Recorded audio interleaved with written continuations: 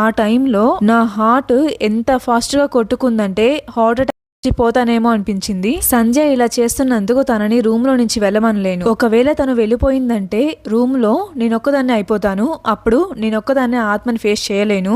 ఎటు కాని పరిస్థితిలో పడిపోయాను. ఎటు చూసినా కానీ డేంజర్ జోనే. అప్పుడు ఒక ఐడియా వచ్చింది. మా ఫ్రెండ్స్ వాళ్ళు ఇండిపెండెంట్ హౌస్ లో ఉంటారని చెప్పాను కదా, ఈ 1 month నైట్ వాళ్ళ ఇంట్లో స్టే చేద్దాము అని అనుకున్నాను. ఇంకా ఆ ఇంటి ఓనర్ దగ్గరికి వెళ్ళి అడిగితే సరే ఈ 1 month కి 3000 ఇవ్వు అనింది. సరే అని ఆమెకి 3000 ఇచ్చి డైలీ ఆఫీస్ అయిపోయాక హాస్టల్ కి వచ్చి ఫ్రెష్ అయ్యి తిని 9 కి వాళ్ళ ఇంటికి వెళ్లి నైట్ మొత్తం అక్కడే పడుకొని మార్నింగ్ 6 కి అలారం పెట్టుకొని లేచి హాస్టల్ కి వచ్చి ఫ్రెష్ అయ్యి తిని ఆఫీస్ కి వెళ్తున్నాను. ప్రెసెంట్ నా డేస్ అయితే ఇలానే గడుస్తున్నాయి. ఇంకొన్ని డేస్ లో ఈ హాస్టల్ అయితే వెకేట్ చేసేస్తున్నాను. ఇది నేను ఫేస్ చేసిన ఒక హర్రర్ ఇన్సిడెంట్ అని మన సబ్స్క్రైబర్ మల్లేశ్వరి మనతో షేర్ చేసుకున్నారు. ఇది విన్నారు కదా, తన లైఫ్ లో జరిగింది. తన స్టోరీ విన్నాక మీకేమనిపించింది కామెంట్స్ లో చెప్పండి.